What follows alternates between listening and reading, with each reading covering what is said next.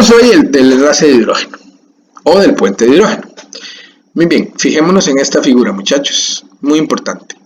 Fíjense que para que se genere un enlace de hidrógeno tiene que existir una molécula que se llama el donador, que tiene pares de electrones no enlazantes capaces de suministrar la carga negativa para el enlace de hidrógeno.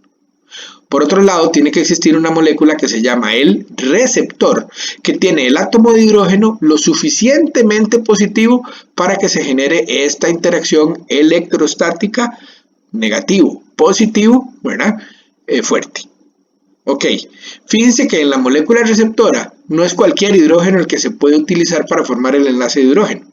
Tiene que ser un hidrógeno que esté unido a un elemento electronegativo. Si no hay en la molécula un hidrógeno con esa característica, no puede formar el enlace. Ok, vamos a ver el ejemplo este que tenemos aquí arriba, muchachos. Fíjense ustedes que en la trimetilamina, el nitrógeno, muy bien, puede funcionar como un donador porque tiene un par de electrones no enlazantes.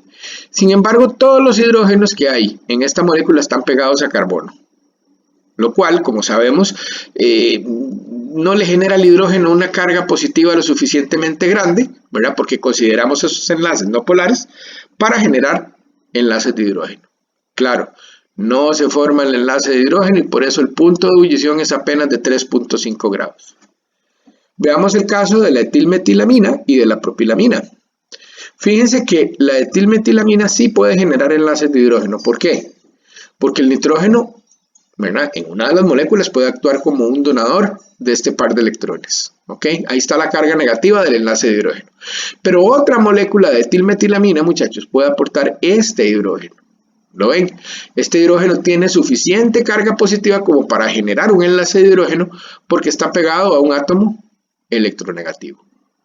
Claro, por eso el punto de ebullición en esta especie es 37, mucho mayor que el de la trimetilamina, que no puede formar enlaces de hidrógeno.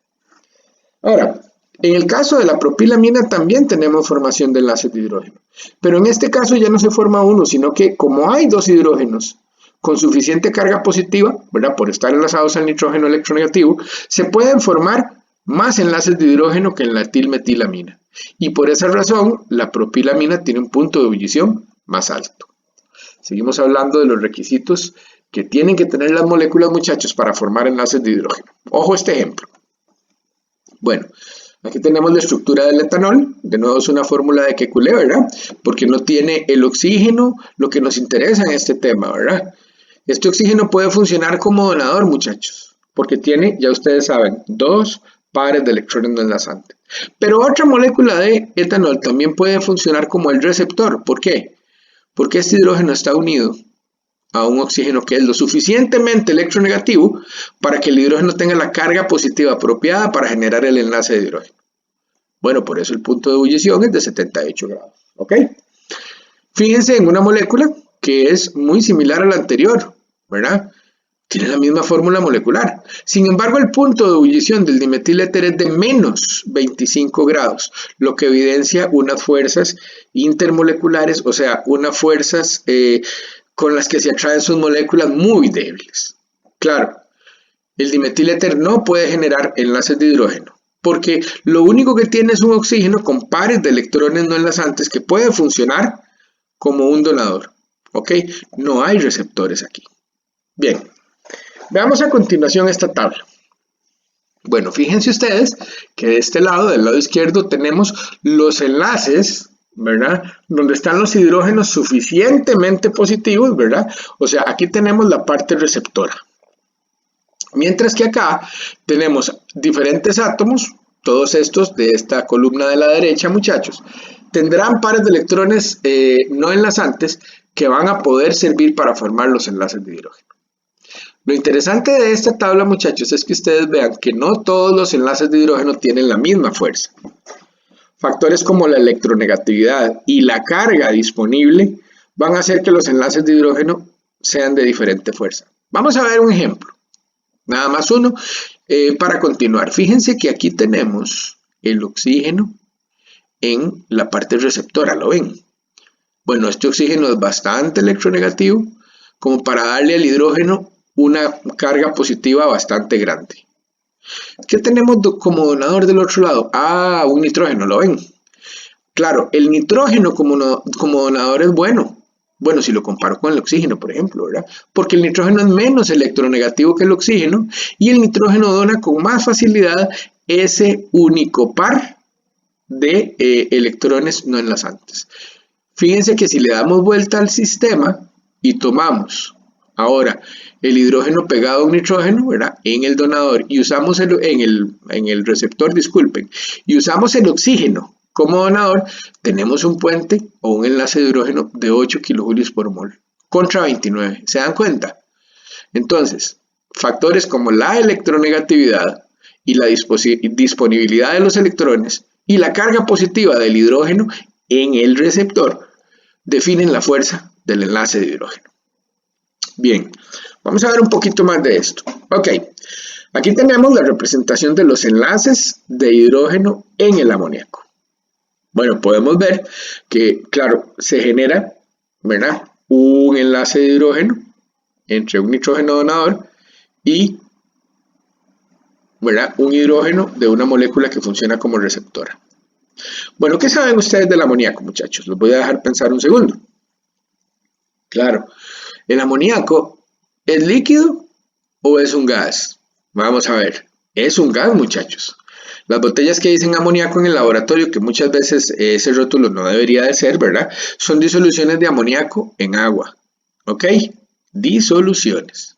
¿Sí? El amoníaco es un gas que tiene un punto de ebullición de menos 33.34 grados. Pero ahora vean, el amoníaco pesa 17.031 gramos por mol.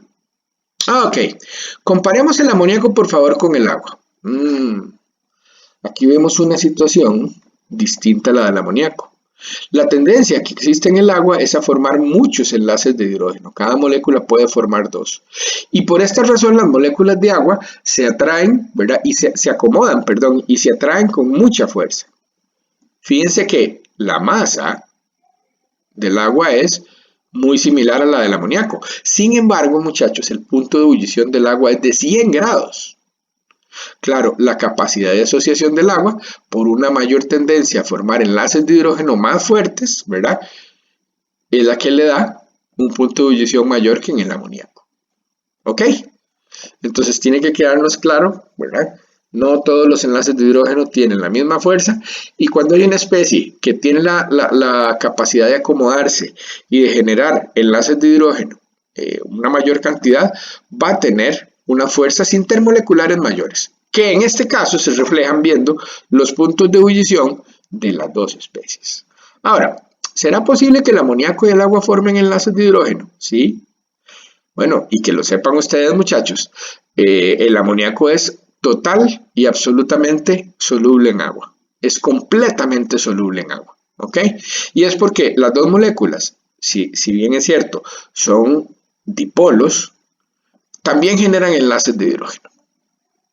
Muy bien, decirles algo muy importante, muchachos. Resulta ser que los enlaces de hidrógeno en la naturaleza son sumamente importantes.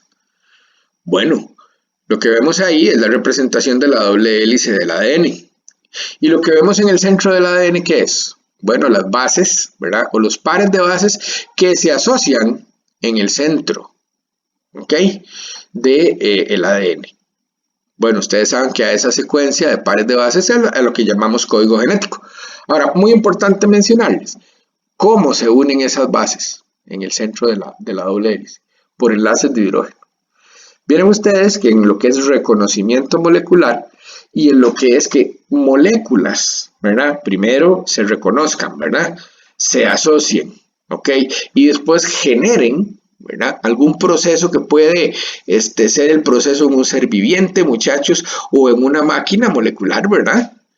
Los puentes de hidrógeno y las interacciones, todas intermoleculares, tienen un papel muy importante.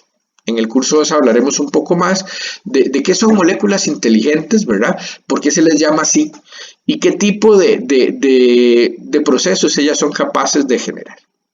Bien, vamos a seguir hablando ahora del efecto de la polaridad de las sustancias en la solubilidad. Vamos a ver, si nosotros quisiéramos coger un poco de sal, ¿verdad? Y echarle en un comal y ponerle un termómetro a ver cuánto funde. Bueno, lo que podemos hacer es, no lo hagan, ¿verdad? Lo que podemos hacer es jalarnos una torta, ¿verdad? Porque el punto de ebullición de cualquier sal, bueno, cloruro de sodio, ¿verdad? No sé, bromuro de potasio, cualquiera de estas sales tiene, ¿verdad? Un punto de fusión enorme. Claro, porque los iones ya dijimos, se atraen con la fuerza intermolecular más grande que hay, que es la electrostática pura. Sin embargo, ¿qué es lo que pasa cuando yo tengo agua, que es una especie de dipolar? Aquí está el agua, ¿sí? Y se encuentra con un retículo cristalino donde los iones están unidos con esa fuerza. Lo que pasa es que como el agua es un dipolo y tiene carga negativa por este lado y carga positiva por este, entonces va a poder rodear efectivamente, ahorita explicamos qué es eso, al catión y al anión. ¿Ve? Lo que no se logra fácilmente tratando de separar los iones, ¿verdad? Y hacer la sal líquida, ¿ok? ¿Sí? Sí se logra por un fenómeno que llamamos la solvatación. Y entonces ahora hablamos de la polaridad y la solubilidad. Vamos a ver, ustedes saben que el dicho dice igual, disuelve igual. ¿Qué significa eso? Significa que las interacciones en esta especie pura, ¿verdad? Y las interacciones entre la especie disuelta y el disolvente, muchachos, tienen que ser más o menos de la misma magnitud. Si no se compensan las fuerzas que yo tengo acá, chiquillos, no hay disolución. Claro, ¿qué es lo que estoy diciendo en otras palabras? Que las moléculas de agua interactúan con el catión por un lado y con el anión por el otro. Tan fuerte, ¿verdad? Que entonces el cloruro de sodio se puede disolver en el agua. ¿Ok? Eso significa igual disuelve a igual. Bueno, ¿qué es lo que pasa cuando tenemos un sólido iónico y por ejemplo un disolvente no polar? Un aceite, hexano, alguna cosa de estas. Bueno, que estas fuerzas intermoleculares no pueden ser compensadas, ¿verdad? Por la interacción que se va a dar entre una especie con carga desarrollada como un ion y una molécula que tiene una carga a lo sumo parcial. ¿Ves? Esta interacción entre ellos no compensa estas, ¿verdad? Las fuerzas intermoleculares en el disolvente no polar son muy débiles, muchachos. Entonces, por eso, aquí no son iguales. O sea, las fuerzas intermoleculares entre las dos especies, el disolvente no polar y la sal cristalina, son muy dispares. Por esa razón, el hexano o la especie no polar, muchachos, no puede disolver a la sal. ¿Ok? Bien, seguimos hablando de esto en el próximo video.